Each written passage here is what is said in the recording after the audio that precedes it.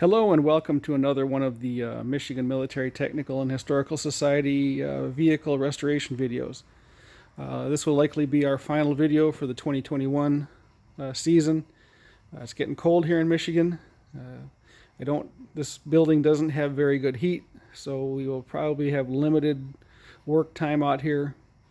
Rumor has it it's supposed to be a particularly cold winter here. We'll see what happens, but at any rate, I said I would do a final walk around of our Clark CT6 Mil44 Heavy.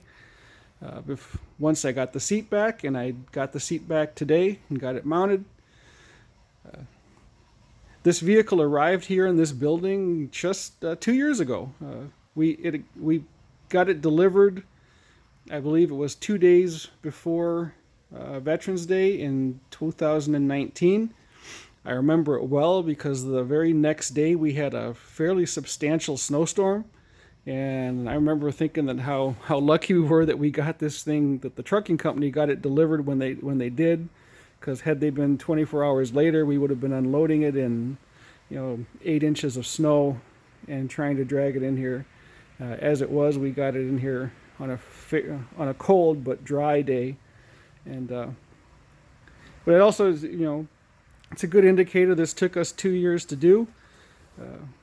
Which is unusual because for I say us. We're really this is a one-man shop. I get some help from museum volunteers every so often, but mostly I do all the work here. And usually our restorations stretch out over a multitude of years, but this vehicle was relatively intact. It was really just blow it apart, clean everything, paint it, and put it back together. The big exception was that it did have the incorrect engine in it when we got it, but thankfully we had one on the shelf in the museum that was rebuilt and ready to go, from a previous project that we had kind of gave up on. But so this engine was done, rebuilt, ready to run, and there it is. It's in there. Other than that, I mean, we most of it. I think the biggest problem was the wheels. We had, four different wheels on this vehicle, which is kind of interesting. But now it has the correct wheels in the back, correct wheels in the front. That was some of the hardest part to find. Was this stupid hubcap was probably the part that gave me the most grief. But it's on there. I got the push plate with my black and yellow paint job, which is inspired by a photo that I have in our collection of one of these Clarks in Korea in 1953 with this paint job on it.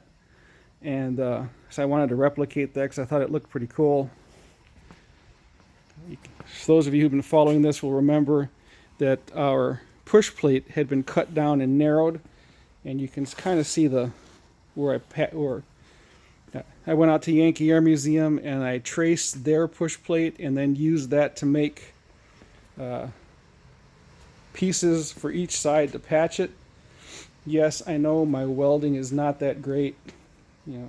Any of you welders out there that want to criticize it and send hate mail, you can send it to the museum, MIMTHS at MIMTHS.org, and you can poke fun at my welding all day long. I will just delete your emails and hopefully make you feel better. So, fire extinguisher bracket we found on eBay. We know this vehicle was built in '43 and was delivered to the Indianapolis depot. From where it went from there, we don't know. It did have a North American property tag on it, which we have preserved. But Joe on the Clark forum Facebook page gave us the original build sheet, which also had the original registration number on it, which we have replicated on here. The mirrors would not be original, but this at some point in time did have mirrors added to it.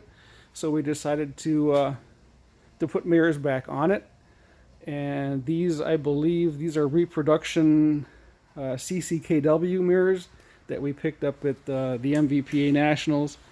I believe these are either Dodge or CCKW. I can't remember, I think the fat ones are CCKW, and then the skinny ones are Dodge. But you know, you vehicle guys can correct me. I don't recall off the top of my head.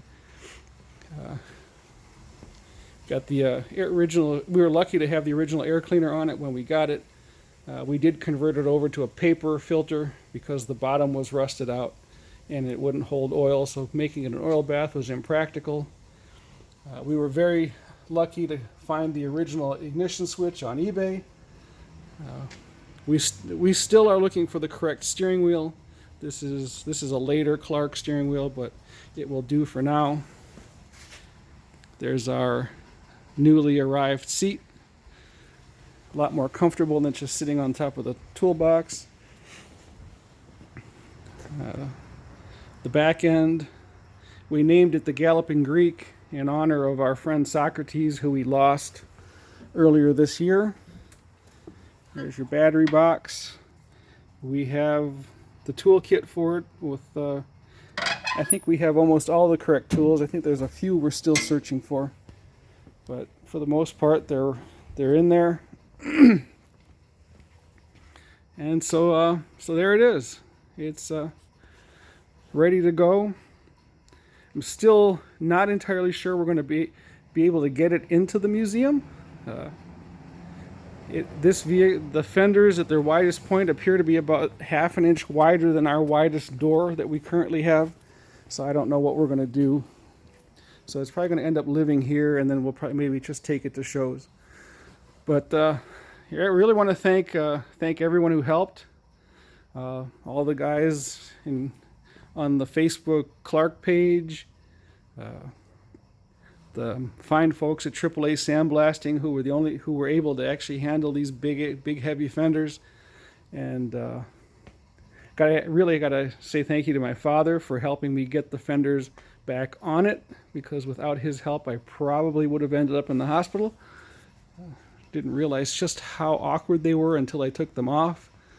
And everybody else, the members of the museum that have come over here and helped, and anybody I'm forgetting. So thank you very much.